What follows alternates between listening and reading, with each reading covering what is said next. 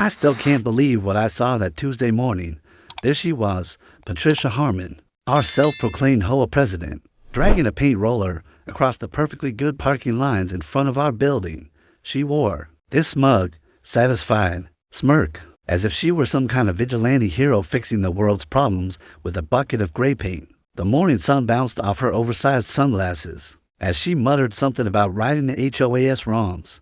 I was just shocked to pull out my phone and record it, just standing there, jaw on the ground. Hours later, the whole neighborhood watched, stunned, as police lights flashed and officers snapped handcuffs on her wrists, while she screeched about her authority being disrespected. Let me take you back to how this absolute chaos unfolded and how one woman's power trip brought an entire community together to take her down. Let me set the scene. Maplewood Gardens, my home for the last 8 years, is a quiet little community of 200 townhouses and condos. The kind of place where neighbors wave at each other and kids ride bikes in the cul-de-sacs.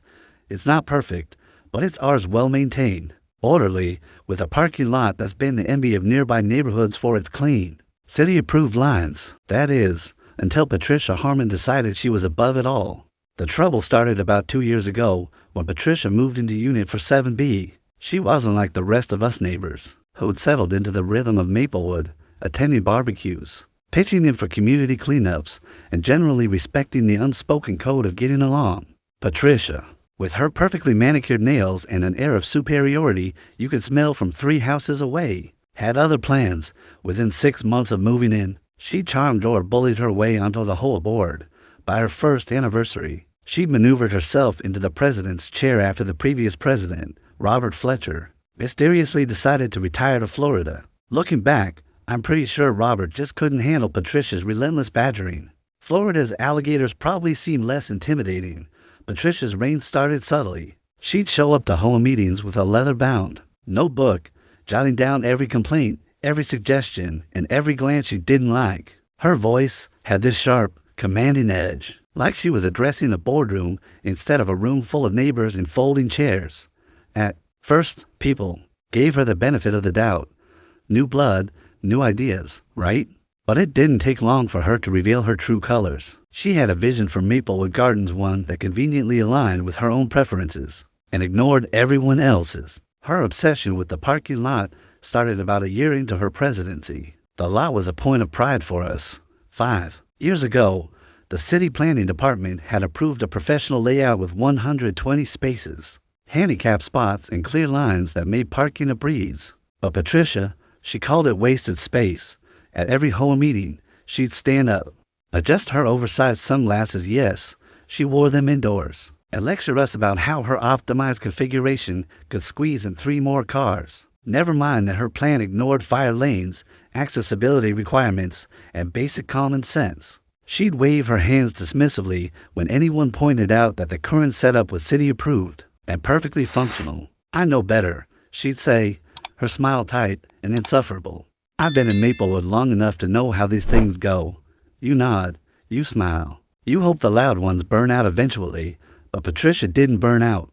She doubled down. She started leaving notes on cars she deemed improperly parked, even though they were within the lines. She'd send long, passive-aggressive emails to the neighborhood listserv, accusing residents of disrespecting the community by parking a few inches off-center. People started avoiding her at the mailbox, but she didn't care. She thrived. On control, the Tuesday morning incident wasn't entirely out of the blue. For weeks, Patricia had been muttering about taking matters into her own hands. I'd overheard her at the community pool, complaining to a neighbor about how the HOA board was too spineless to implement her parking plan. I didn't think much of it at the time, just Patricia being Patricia. But then I woke up that morning to the sound of a paint roller scraping against asphalt. I looked out my window, and there she was, in yoga pants and a visor, methodically painting over the parking lines with thick gray paint. She moved with this eerie determination, like she was on a mission from some higher power. Occasionally, she'd stop, step back, and nod approvingly at her work, as if erasing years of order was her life's calling. I stood there, coffee mug in hand, trying to process what I was seeing. My first instinct was to grab my phone and record it, but I was too stunned. It was like watching a slow-motion train wreck. Neighbors started poking their heads out, some whispering, others shouting. "What the hell is she doing?" my neighbor Sandra called out. Her voice a mix of confusion and outrage. Patricia didn't even look up. She just kept rolling that paint, humming to herself, completely oblivious to the chaos she was about to unleash. By noon, the parking lot was a disaster. Without the lines, people parked wherever they felt like it. Sandra's sedan got boxed in by two SUVs that looked like they'd been abandoned mid-turn. A delivery truck couldn't find a spot and ended up blocking the entrance, causing a backup that stretched to the main road. By 2 p.m., we'd had 3 fender benders, nothing serious, but enough to make tempers flare. Neighbors who'd always been civil were shouting at each other, pointing fingers, and trying to figure out who was to blame for this mess. Spoiler, it was Patricia. I decided to confront her. I marched over to her townhouse, where she was calmly watering her petunias, looking like she didn't have a care in the world. "Patricia," I said, trying to keep my voice steady, "what were you thinking? You painted over the parking lines." She barely looked up, just flicked her wrist like she was shooing a fly. "I'm streamlining things," she said, that smug smile creeping back. "The old lines were inefficient. I'm being proactive for the community." I pointed out that she'd violated at least a dozen HOA bylaws, not to mention actual laws. But she just shrugged. "As HOA president, I have executive authority to make improvements as I see fit." I left before I said something I'd regret. The next HOA meeting was a circus. Patricia sat at the head of the table in the community center, gavel in hand, acting like nothing had happened. Every time someone tried to bring up the parking lot, she'd bang the gavel and declare the topic closed for discussion. She even had the nerve to propose a new agenda item, finding residents who parked improperly in a now unmarked lot. The irony was thicker than the paint she'd slathered on the asphalt. People were furious, but Patricia didn't care. She just kept banging the gavel, her smile growing tighter with every complaint she silenced. That's when I knew we had to go over her head. The next day, I took my lunch break to visit Premier Property Management, the company that actually owns and manages Maplewood Gardens. I met with a representative named Jennifer, who listened patiently as I explained the situation. When I showed her the photos I'd finally remembered to take gray paint smeared over the once crisp lines, her face went pale. She pulled up our community's files and confirmed what I suspected. The parking lot was shared property, and any changes required a formal board vote, city permits, and 30 days notice to residents. Patricia had done none of that. Jennifer started making phone calls, muttering about liability and legal exposure. She promised they'd handle it, but I wasn't about to sit back and wait. On my way home, I stopped by Tom Morrison's uni. Tom's a retired police officer who's lived in Maplewood longer than I have. He's the kind of guy who knows everyone's name and always has a story to tell. More importantly, he has a dash cam that runs 24/7, pointed right at the parking lot. I asked if he'd caught anything the morning of Patricia's rampage. His eyes lit up. "Oh, you're gonna love this," he said, pulling out his laptop.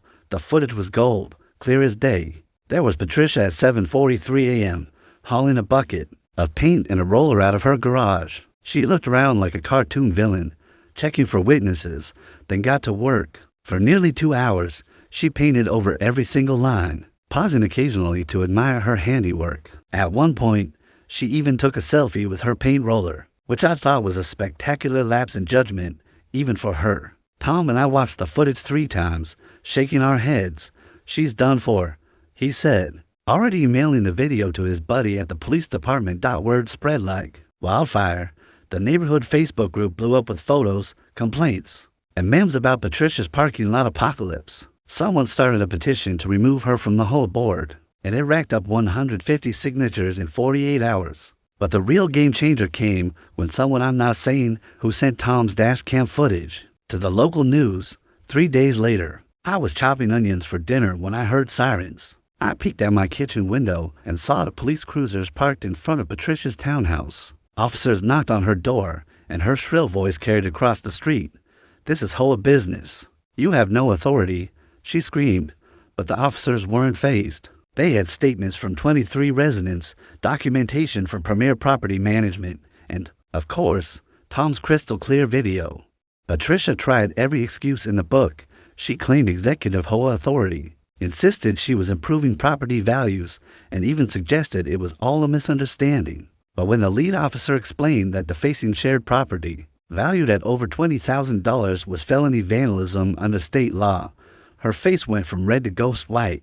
The paint-stained gloves they found in her garage, still reeking of gray paint, didn't help her case. The entire neighborhood seemed to spill onto the street as the officers cuffed her. She kept shrieking about lawsuits and her rights as HOA president, but the officers just read her Miranda rights and guided her into the patrol car. Someone started a slow clap, and soon half the street was cheering. I'm not one for public shaming, but after months of Patricia's tyranny, it felt like the universe was balancing the scales. The fallout was swift. An emergency HOA board meeting was called that night without Patricia. Obviously, the remaining board members, finally free from her iron grip, voted unanimously to restore the parking lines properly. They also launched an investigation into other decisions Patricia had made without approval. The next morning, a professional line painting crew arrived, courtesy of Premier Property Management. Residents pitched in, directing traffic and making sure everyone knew where to park during the restoration. Someone brought coffee and donuts. And what could have been a tense day turned into a block party. Neighbors who hadn't spoken in months were laughing, sharing stories about Patricia's antics, and rediscovering what made Maplewood special, Patricia's legal troubles. Meanwhile, we're just getting started. The district attorney's office charged her with felony vandalism, misuse of HOA funds. She'd used a community credit card to buy the paint, and making false statements to police. Premier Property Management filed a civil suit for damages. Her bail was set at $25,000, and she was ordered to stay away from HOA operations and board members. The formal vote to remove her from the board was a formality at that point, unanimous, with 80% of homeowners showing up to make sure she was gone for good. The new board, led by a soft-spoken accountant named Maria, prioritized transparency, starting with monthly open forums where anyone could speak without fear of a gavel. 3 weeks later, I pulled into my freshly painted parking spot, admiring the crisp white lines that brought order back to our lot. The new board had even added improvements Patricia had blocked, like better lighting and extra handicap spaces. It was amazing how quickly things turned around once her stranglehold was broken. At the final board meeting before her trial, the treasurer dropped a bombshell. Patricia had made over $15,000 in unauthorized purchases, all for improvements that conveniently benefited her own unit. The board voted to pursue full restitution, and the community cheered. 6 months later, Patricia's trial was the talk of Maplewood. She showed up to court in a tailored suit, clearly expecting a slap on the wrist. Her lawyer argued she was a dedicated volunteer who'd been overzealous, but the prosecutor wasn't having it. He presented evidence of her authoritarian behavior, the thousands in damages, and the safety hazards she'd caused, including an elderly resident who'd fallen in the chaotic lot. The judge, a no-nonsense woman named Harriet Coleman, listened with a stern expression. When she spoke, her voice cut through the courtroom like a knife. People in positions of trust, she said, have a responsibility not to abuse their power. She noted Patricia's lack of remorse, even in her pre-sentencing statement where she insisted she'd done nothing wrong. The courtroom went silent as Judge Coleman delivered the sentence. 2 years probation with monthly check-ins, 300 hours of community service focused on graffiti removal, mandatory ethics, and leadership training, at $40,000 in fines and restitution due within 18 months. She was also barred from serving on any HOA or similar board for 10 years. Patricia's face was a picture of shock, her mouth opening and closing as she gripped the table. Her perfectly manicured hands trembled as she mouthed $40,000 in disbelief. The bailiff stepped forward, and just like that, her reign was over. Maplewood Gardens hasn't been the same since, not because of Patricia's chaos, but because of what we learned about ourselves. We're a community that can come together, stand up to a bully, and rebuild something better. The new board's open forums are packed. The parking lots never looked better. And we even started a neighborhood watch inspired by Tom's dashcam heroics. As for Patricia, she's still in her townhouse, keeping a low profile. Her petunias, as perfect as ever, but every time I see her watering them, I can't help but smile. Justice, it turns out, looks a lot like a freshly painted parking line.